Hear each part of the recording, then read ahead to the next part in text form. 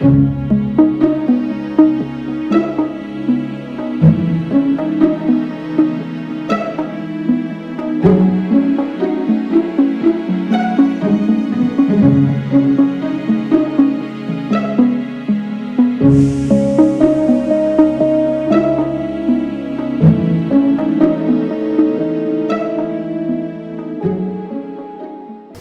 o nosso canal está com um convidado muito especial, que é o professor Rodrigo Monteiro Pessoa.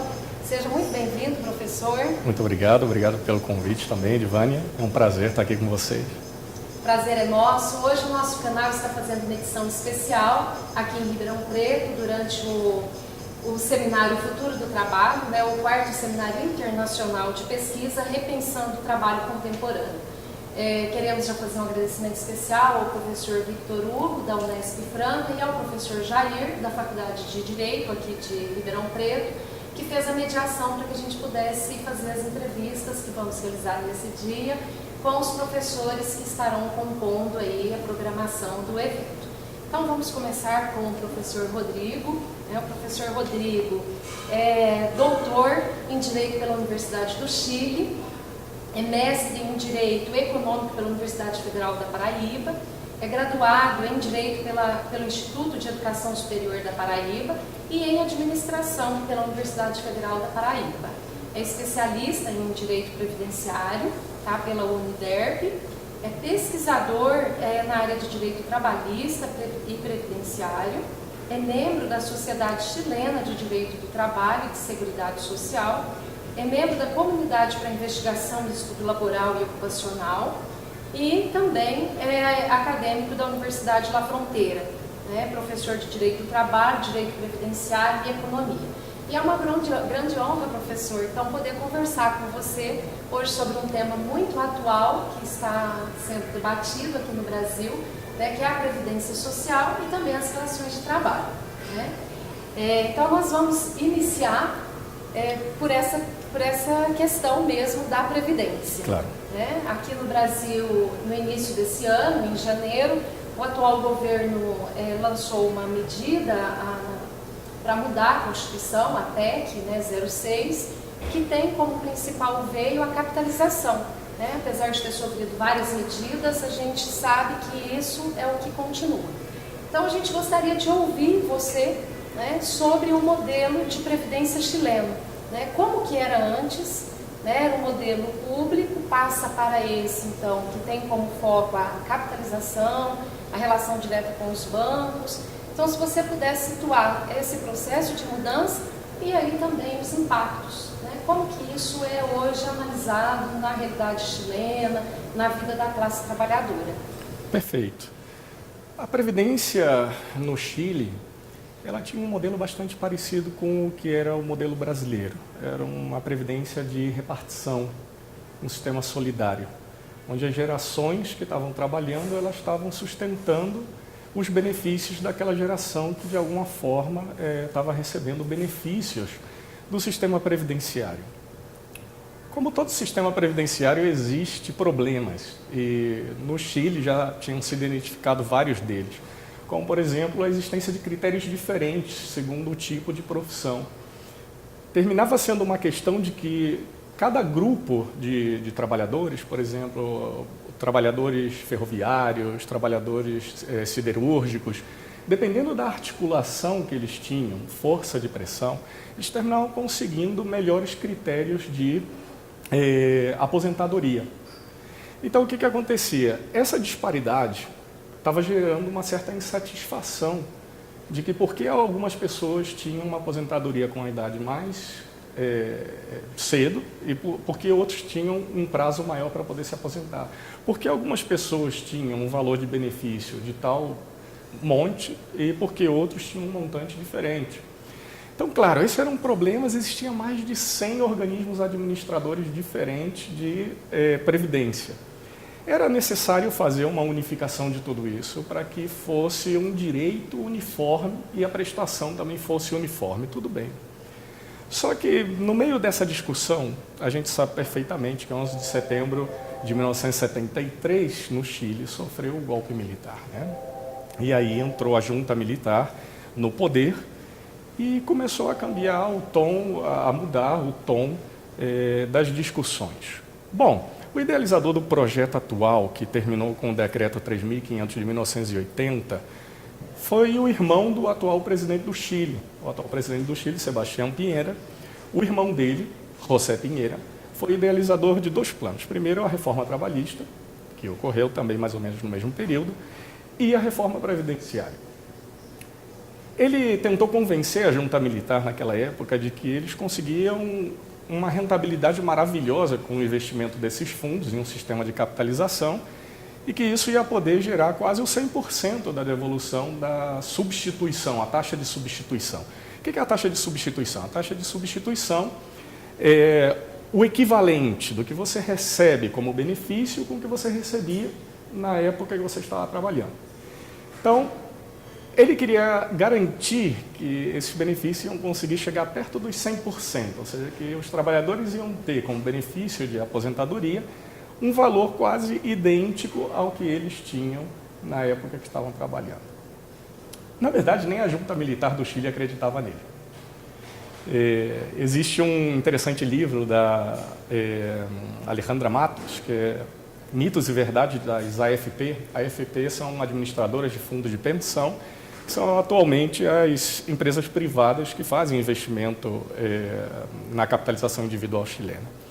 E nesse livro ela conta para a gente que, em uma conversa com a junta militar, o próprio Augusto Pinochet falou para José Piñera que ele tinha um investimento em um fundo militar muito parecido com o modelo que ele estava querendo oferecer como capitalização. E que, na realidade, em mais de 10 anos, nunca tinha dado a rentabilidade que ele queria. Então, dessa reunião em adiante, eles decidiram seguir com o projeto, mas Pinochet fez questão de que os militares ficassem fora dessa reforma, porque, obviamente, ele sabia perfeitamente em que ia terminar. Claro, até hoje ainda temos pessoas aposentadas pelo sistema anterior, e existe ainda essa dívida que o Estado tem que suportar pelo custo de transição do sistema. O Estado vai ter que seguir custeando o sistema anterior, apesar de que os trabalhadores agora já estão colocando o seu dinheiro, os seus recursos, dentro de uma conta individual que vai ser o reflexo da aposentadoria deles futuramente. Mas foi uma aposta. Todo mundo estava pagando para ver se efetivamente o que estava prometendo o José Piñera ia acontecer. E, bom, chegou a primeira geração que começou a se aposentar nesse sistema de capitalização individual. Então, é interessante a gente pegar esse conceito de taxa de substituição, que é para a gente poder entender. A gente entender o que significam as aposentadorias que estão sendo pagas hoje em dia. As aposentadorias que estão sendo pagas hoje em dia no Chile não superam uma taxa de substituição de 33%. Então, vamos colocar a conta fácil. Vamos imaginar que uma pessoa ganha R$1.000 quando está trabalhando. A gente vai pegar 30%, máximo 33% desses R$1.000, e esse vai ser o valor da aposentadoria dela hoje. Ou seja, uma pessoa que ganhava R$1.000 vai ter que ganhar R$300 e ele vai ter que aprender a viver com esse dinheiro. Ok, o problema é que nesse sistema de capitalização da forma que está desenhado no Chile, só tem uma fonte de custeio, os 10% do trabalhador. O trabalhador é a única pessoa que coloca dinheiro nessa conta de capitalização individual. Existe, obviamente eu não vou entrar nesses detalhes, porque são vários outros valores que poderiam parar nessa conta de capitalização individual, mas que não são valores continuados que sempre vão entrar nessa conta. É necessário que surjam algumas situações para que um ou outro possa entrar. Como, por exemplo, para vocês terem uma ideia, no caso do seguro-desemprego, entra numa conta também de capitalização individual, apesar de que aí existe um fundo solidário de desemprego. E, bom, se a pessoa teve sorte na vida e nunca ficou desempregado, com um topo máximo de 11 anos, esse dinheiro nunca foi utilizado, isso poderia ir para a conta de capitalização individual e somar na hora do cálculo da aposentadoria final. E existem outros valores, como eu disse, mas são muitos tecnicismos que eu acho que a gente não precisaria discutir aqui. Então, claro, hoje em dia a gente também está discutindo no Chile que o empregador ele possa ser partícipe desse financiamento do sistema de seguridade social, com foco, obviamente, na previdência. E estamos discutindo se o empregador pagaria 4% para essa conta de capitalização individual. A discussão agora já não está mais se seria viável ou não o empregador pagar esses 4%. O que a gente está discutindo em realidade é quem vai administrar esses 4%. Porque, obviamente, algumas pessoas não confiam no trabalho que está fazendo a AFP, não querem que as AFPs continuem colocando a mão no dinheiro dos trabalhadores e ganhando lucros absurdos com isso, de milhões e milhões e milhões por dia em cima do investimento do dinheiro desses trabalhadores. E algumas pessoas estão cogitando a criação de um órgão estatal que possa ser o responsável pela gestão desses 4% que ainda não estão no sistema. Mas a gente tem que pensar o seguinte: 14% vai ser a fonte de custeio da aposentadoria se entrar os 4% do empregador. A média de custeio dos países da OCDE está em 29%. Então, ainda que a gente chegue a implementar os 4% do empregador, vamos ficar com um déficit de uma média de 29%, de 15%. O Estado não participa diretamente no financiamento das aposentadorias. O que o Estado participa no caso da Previdência? O Estado participa de duas formas.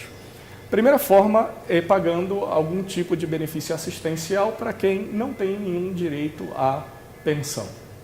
E aí estaremos entrando no pilar solidário e existem as pensões solidárias por idade e pensões solidárias por invalidez. A outra forma que o Estado pode entrar nessa conta é através dos aportes.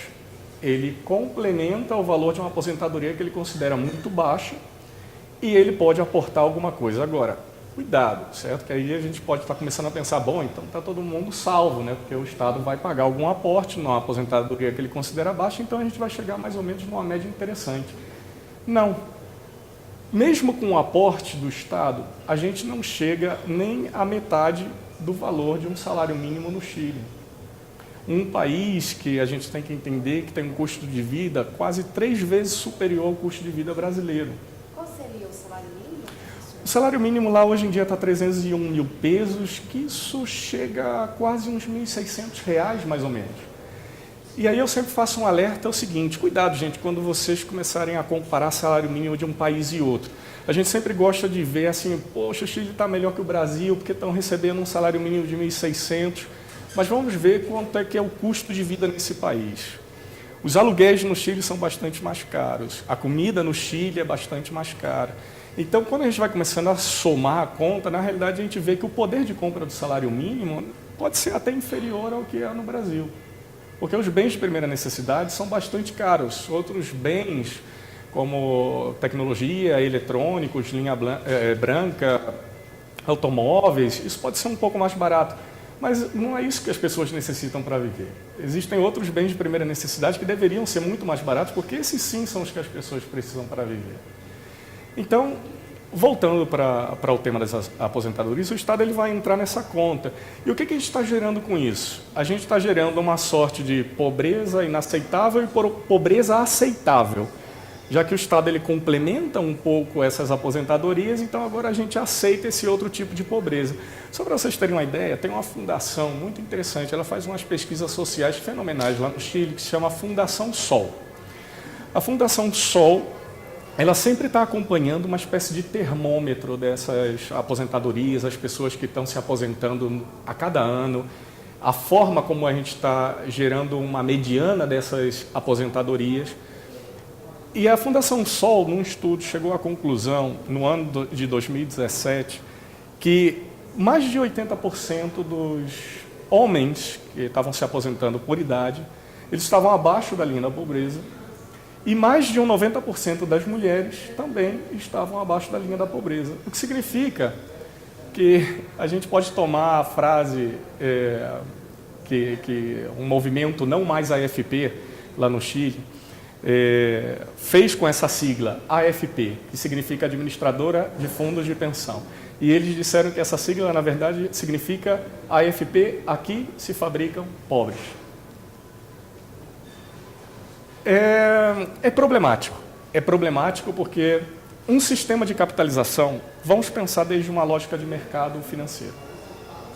A capitalização é mercado financeiro, é investimento em fundos seguros, fundos não tão seguros, fundos nacionais, fundos estrangeiros, para a gente tentar gerar rentabilidade através do investimento desses fundos e dar um pouco mais de dinheiro do que essa poupança individual que a gente está fazendo.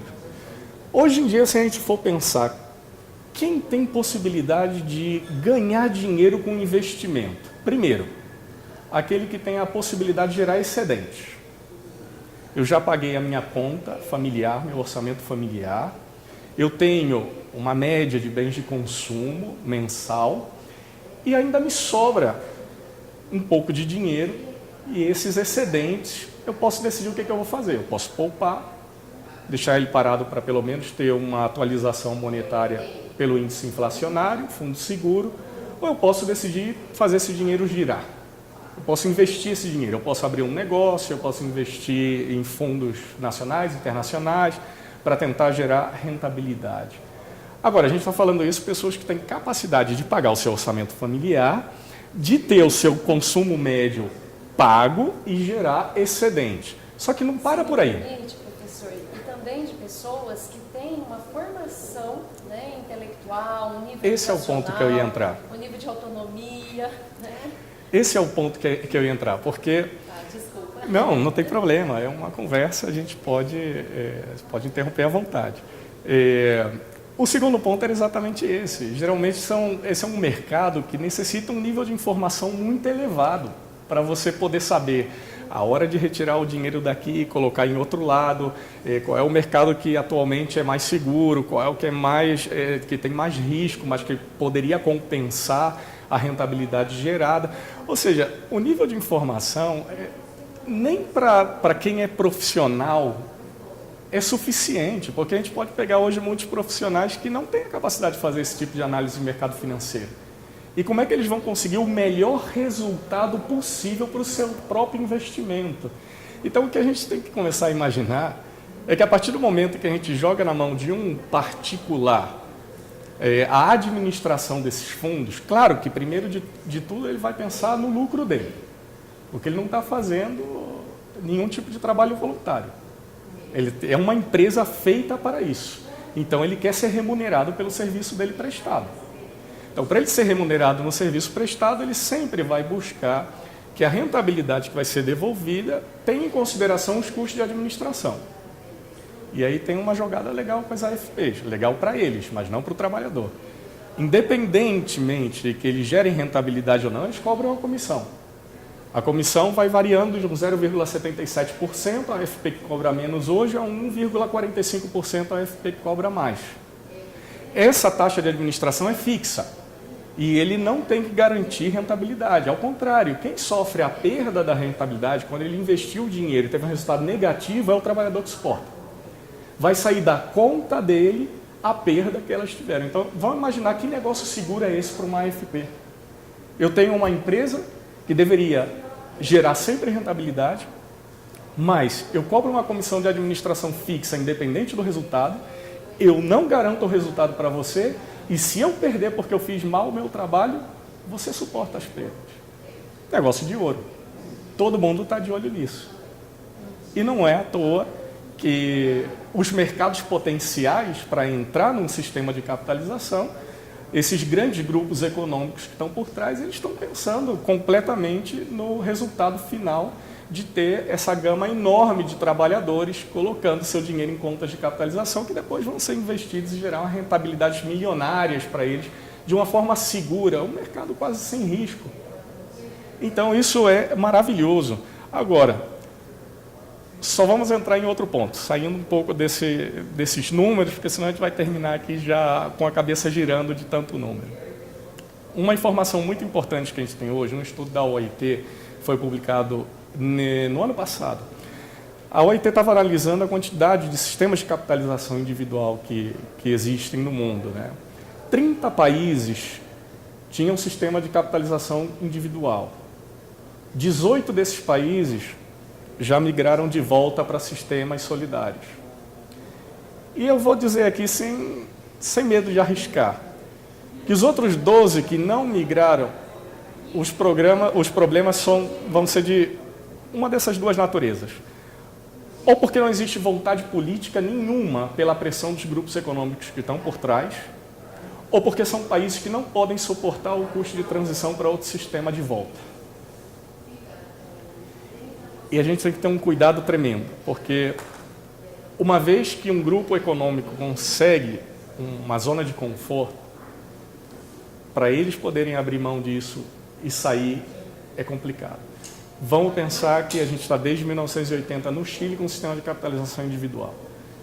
Um povo guerreiro que vai às ruas lutar pelos seus direitos, a gente tem movimentos lá constantemente, todos os anos, a gente tem, ano tras ano, movimentos, marchas que vão às ruas, as pessoas estão insatisfeitas, mas não existe vontade política de dar a volta nesse sistema que já foi implementado. A gente fica gerando lá o que eu gosto de dizer, medidas band-aid, né? A gente coloca um band-aid em cima, mas a ferida continua aí.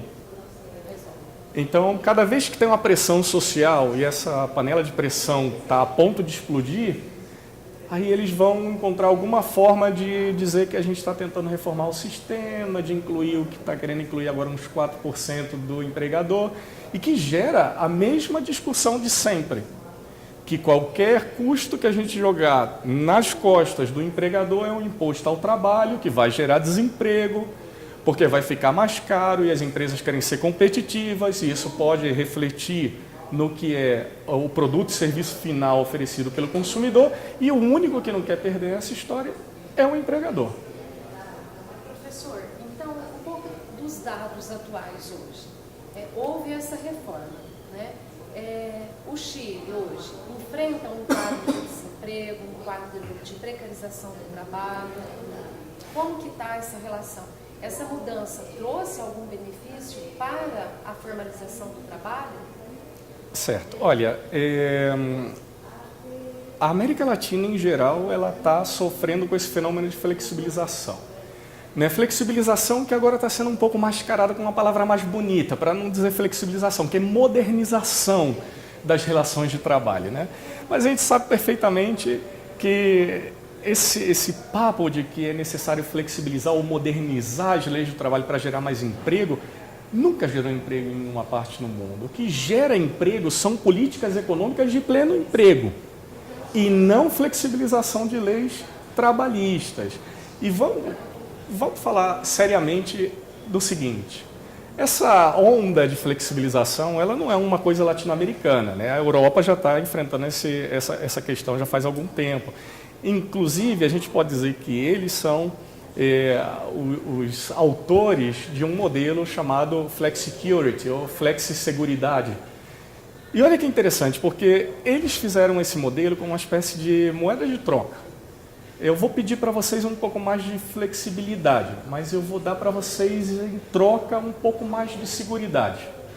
Então vamos tentar ampliar um pouco o espectro de proteção, por exemplo, das leis de seguro-desemprego. Vamos tentar fazer algumas outras políticas sociais que possam ajudar as pessoas que estão fora do mercado de trabalho. Na América Latina, a gente está falando de flexibilização sem seguridade. Então a gente pegou o Flexicurity, ficou com o Flex e deixou o Curity de fora. Então, para começar, a gente está precarizando ainda mais, piorando ainda mais um modelo que já tinha mostrado que não solucionou problema de informalidade nem de desemprego. Eu gosto muito de fazer comparações, o fato de ser brasileiro e de estar no Chile há alguns anos, me dá mais facilidade de poder fazer comparações também com o Brasil. E esses mercados, eles são bastante parecidos, né? Por exemplo, o formato de empresa de serviços é bastante intenso nos dois países. A quantidade de micro, pequenas e médias empresas nos dois países também são bastante parecidos os números. Inclusive, são bastante parecidos os números das pessoas que estão dentro da população economicamente ativa, que são força de trabalho e que estão na informalidade. Ambos países estão aí entre os 30%, o Brasil está com um pouco mais, está com uns 33%, o Chile está com 28, alguma coisa, chegando nos 30%. Mas essa informalidade trabalhista, ela está demonstrando que os modelos de flexibilidade estão fazendo todo o contrário. Eles estão dando ferramentas novas para que possa precarizar as relações de trabalho, para que os grandes grupos econômicos possam usufruir do resultado da exploração de um serviço sem responsabilidade, porque é muito mais fácil. A gente hoje não tem mais aquele modelo de empresa centralizado, né? Grandes estruturas, enormes empresas multi ou transnacionais, com funcionários, trabalhadores por número sobre 1.000, 10.000, 20.000. A gente começou já a migrar dentro dessas revoluções industriais a modelos descentralizados, modelos terceirizados, e hoje existem empresas que funcionam sem nenhuma estrutura física, porque já não é necessário. Elas colocam só a marca, terceirizam todo o processo produtivo. As empresas de plataforma, que aí a gente já vai entrar em outro tema bastante polêmico, mas que facilita o acesso de um serviço, a prestação de um serviço, em alguns casos, porque não são todas as plataformas que funcionam do mesmo jeito, então a gente não pode colocar todas as plataformas como se fosse precarização do trabalho. Tem outros atores aí interessados que nem pensam em ser trabalhadores na realidade, e essa modificação do mercado está mostrando que a informalidade ela não está sendo suprida. E aí, para a gente fazer um link com o que a gente estava conversando sobre Seguridade Social, os modelos de Seguridade Social, hoje em dia, eles estão pensados para a formalidade laboral.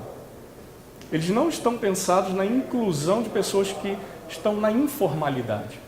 Então, vamos imaginar o que é isso. Vamos imaginar que eu tinha falado que, mais ou menos, vamos fechar a conta nos 30% entre Chile e Brasil. 30% da força de trabalho está na informalidade.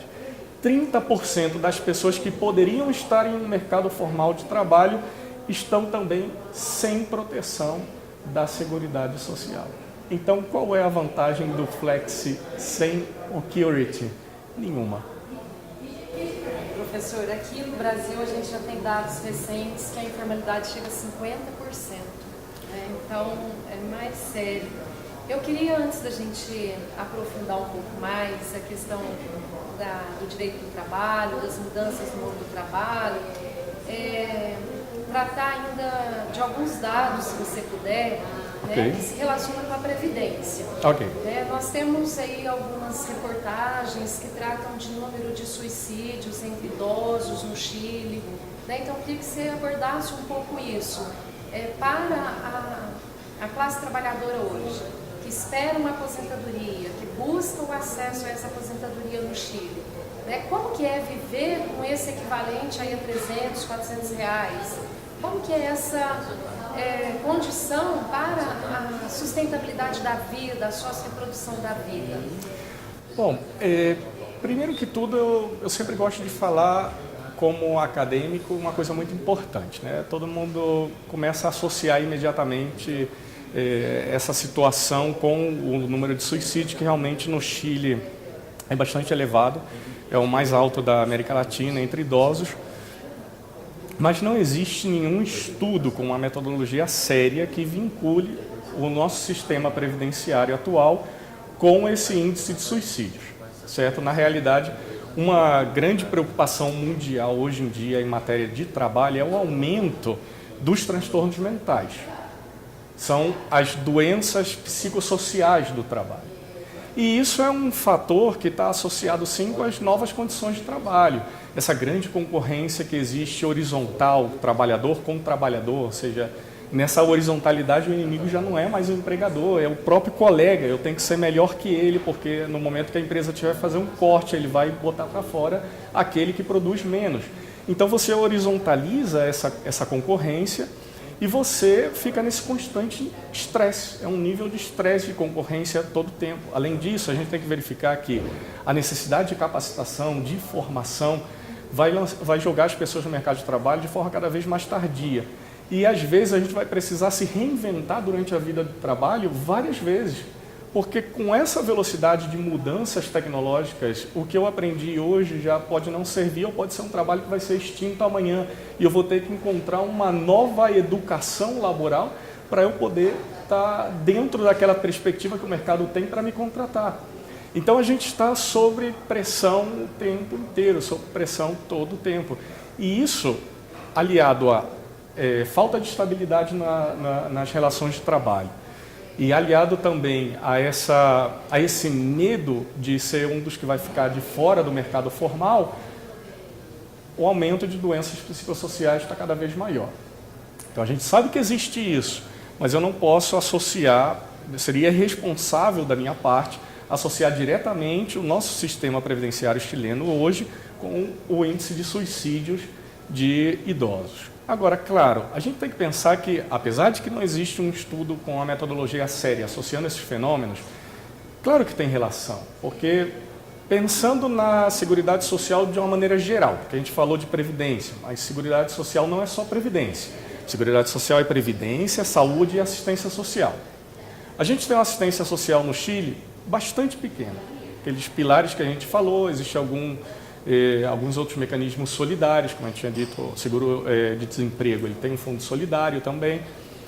Mas vamos pensar também um pouco, eu queria falar um pouco de saúde.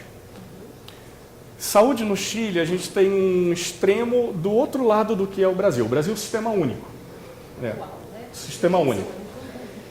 E no Chile a gente tem um sistema dual que não se comunica. Então a gente tem FONASA, que seria equivalente ao sistema público de saúde, e a gente tem ISAPRE, que seria um sistema privado de saúde. O trabalhador ele paga pela saúde, tanto para a FONASA como para a ISAPRE. Então, essa base parte dos 7%. Eu pago, vou recolher 7% do meu salário, e isso vai direto para o custeio da saúde. Se eu estou em FONASA, porque não quis contratar um plano privado, meus 7% vão para a FONASA. Se eu contratei ISAPRES, a base é de 7%, mas dependendo, eles vão funcionar como um seguro. Grupo de risco, doenças prévias, histórico de doenças familiares e completamente discriminatório. Mulheres em idade fértil, famílias com crianças, idosos, que são aqueles que mais precisam do sistema de saúde.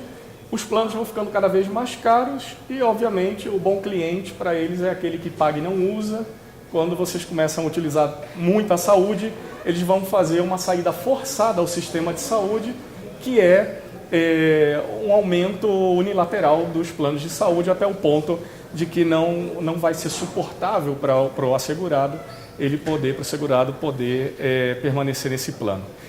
As ISAPRES, não se enganem, ela só aceita dentro do plano de saúde delas aqueles que têm o maior nível de renda e o menor risco sanitário. FONASA fica com aqueles que não conseguem entrar nesse sistema, ou seja, aqueles que têm menor nível de renda e maior risco sanitário. E eu dizia que era um sistema dual que não se comunica, porque as ISAPRES, se elas geram excedentes na prestação de serviço de saúde, esses excedentes não vão para a FONASA. FONASA tem que se virar nos 30 para poder encontrar a forma de custear a saúde para aqueles que é a grande massa da população. Então vamos pensar num sistema como esse, que já é difícil, porque como a FONASA fica com os menores recursos, atende indigentes, não tem um orçamento do Estado muito elevado que possa dar uma prestação decente, a prestação realmente é bastante precária, é muito ruim.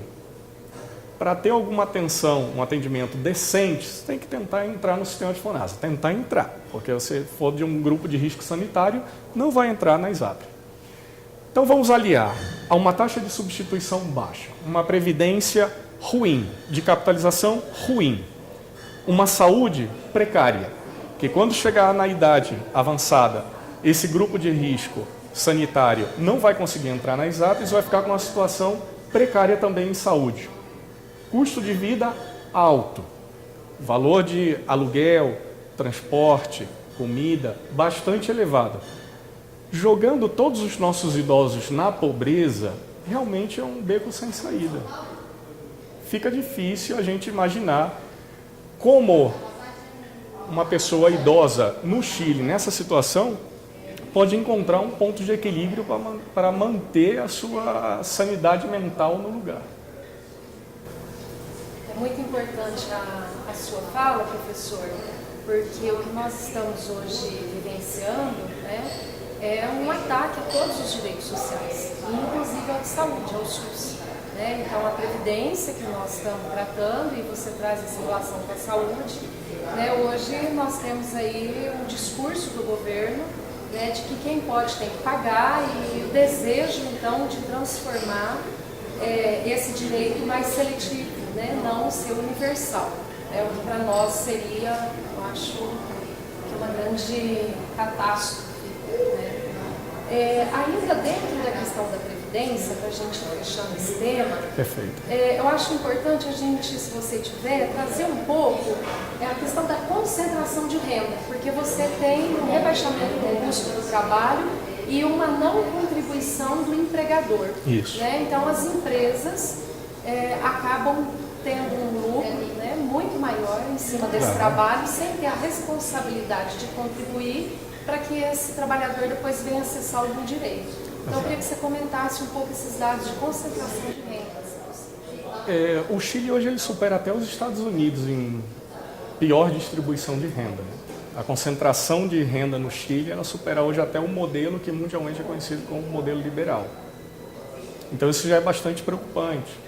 A grande massa de trabalhadores, a média de salário dos trabalhadores supera um pouco o salário mínimo. A gente falou que no início era de 301 mil pesos, que é aproximadamente R$ 1.600, e a média salarial de mais de 85% dos trabalhadores do país está chegando aí em 400 e alguma coisa, ou seja, supera em 100 mil pesos, um terço mais do que seria o valor mínimo de salário. Isso está gerando muitos problemas. Faz pouco tempo também saiu uma estatística de que quase uma maioria imensa, eu não lembro agora exatamente o número correto, mas a grande massa de famílias chilenas está endividada para comprar comida. Compra comida a crédito e vai fazendo essa bola de neve, né? A gente compra um crédito, imagina que esse crédito não tem que pagar na fatura seguinte, e aí a gente compra de novo comida. Bom, a concentração de renda, ela gera desigualdade e ela gera realmente uma sociedade que precisa da presença do Estado. O Estado ele não pode ter um papel de inércia. O Estado não pode ser um Estado passivo. Na evolução do conceito de Estado, a exigência de um Estado passivo foi da transição de um Estado monárquico para um Estado liberal. Mas essa transição, esse desejo da ausência do Estado, ele estava porque ninguém queria que voltasse o Estado monárquico. Não queria o rei que concentrava os 4 poderes, que mandava em tudo e controlava a vida das pessoas. Então a gente exigia uma separação de poderes e um Estado ausente, que deixasse a impossibilidade de voltar a esse regime. Mas, obviamente, se a gente está falando de direitos e direitos fundamentais, a gente tem que lembrar o seguinte: a discussão de matéria previdenciária não passa só desde o ponto de vista econômico. A maioria das pessoas se concentra na discussão econômica da previdência social, mas está esquecendo que a gente está falando de um direito. Está falando de um direito fundamental cujo principal responsável é o Estado no cumprimento desse direito, na garantia desse direito. Então, como a gente pode imaginar hoje um modelo de previdência social que é responsabilidade do Estado como ente público e que ele quer ficar inerte vendo como os particulares se viram sozinhos? A gente não pode perder o foco da discussão da Previdência, de que a Previdência é um direito e é um direito devido pelo Estado. O aspecto econômico é muito importante. Obviamente, a gente sabe, a gente tem Hobbes e Susten, por exemplo, que falam do custo dos direitos. Todo direito tem custo. Direitos de primeira dimensão de direitos fundamentais, de segunda dimensão de direitos fundamentais, de terceira dimensão, todos eles vão ter seus custos. Antes tinha um debate doutrinário de que só os direitos de segunda dimensão, que eram considerados direitos prestacionais, esses exigiam dinheiro do Estado. E na realidade, hoje, muitos autores constitucionalistas modernos já demonstram que não é assim. Todos os direitos eles têm um custo de forma direta ou indireta, seja prestacional ou não. Então a gente tem que pensar que o ponto de vista econômico ele não pode ser o foco da discussão e a gente descuidar o papel do Estado num direito prestacional. Certo? Eu acho que isso é fundamental para a gente começar qualquer discussão. Ter consciência do custo dos direitos, ter consciência de que a gente tem que conseguir o equilíbrio atuarial, que é um dos princípios de qualquer sistema de seguridade social, mas não descuidar o foco nos direitos fundamentais e no papel do Estado frente a esses direitos. A gente tem que ter consciência do seguinte: um Estado social e democrático de direito, um Estado ativo, um Estado que ajuda na persecução do bem comum, ele é um Estado que, frente a período de crises econômicas, as crises econômicas são cíclicas. Os ciclos econômicos eles vão ocorrer. Cedo ou tarde, os países vão entrar em um período de crise econômica. Mas um Estado liberal que deixa todo mundo cuidar da sua vida, ele pode auxiliar a transformar uma crise econômica em uma crise social também. Um Estado social e democrático de direito, a partir do momento que ele tem essas ferramentas políticas públicas prestacionais e políticas ativas, ele pode até passar por uma crise, e vai passar. Então, antes criticavam o Estado social e democrático de direito, que diziam que era um Estado que, cedo ou tarde, um modelo de Estado que cedo ou tarde ia chegar em uma crise. Mas todos os Estados vão chegar numa crise, até o Estado liberal. E no caso do Estado social e democrático de direito, a grande jogada que ele vai ter é de poder tentar impedir, ou pelo menos diminuir, os efeitos das crises sociais que são geradas com as crises econômicas. Então, vamos pensar em previdência, vamos pensar em custeio de previdência, vamos pensar no ponto de vista econômico, mas não vamos esquecer que o que a gente está trabalhando é um direito fundamental e é um direito social que o principal devedor é o Estado. Tentar começar a pensar em uma regressão do modelo de Estado é um retrocesso social que eu acho que a gente não pode permitir de jeito nenhum, porque a gente tem que ter consciência que existe uma vinculação completa entre uma teoria de direitos fundamentais e um modelo de Estado. Isso significa que, na forma de tratamento, inclusive judicial, dos direitos fundamentais, a interpretação de como a gente tem que se posicionar frente à proteção e tutela dos direitos fundamentais, ela tem relação com o modelo de Estado. Porque seria incongruente defender os direitos fundamentais desde uma lógica negativa, ou seja, que o Estado não se meta na vida das pessoas, e garanta os direitos fundamentais, sempre quando ele não seja o que está vulnerando os direitos fundamentais, só observando como as coisas vão acontecendo em sociedade, e seria incongruente a gente ver essa teoria aplicada em um Estado social e democrático de direito. Porque esse não é o modelo de Estado. O modelo de Estado ativo tem que estar vinculado a uma teoria de direitos fundamentais também ativas, considerando os direitos prestacionais, inclusive verificando que os direitos de primeira dimensão, direitos fundamentais, não só um direito que tem uma face negativa. Bom, nós vamos então encerrando a primeira parte da entrevista com o professor Rodrigo. Estamos então dando um enfoque para a questão da previdência social no Chile. Agora o professor traz a questão do modelo de Estado. E no segundo bloco nós vamos discutir um pouco a questão da informalidade no trabalho. Você que está nos assistindo, dê o seu like e compartilhe esse vídeo.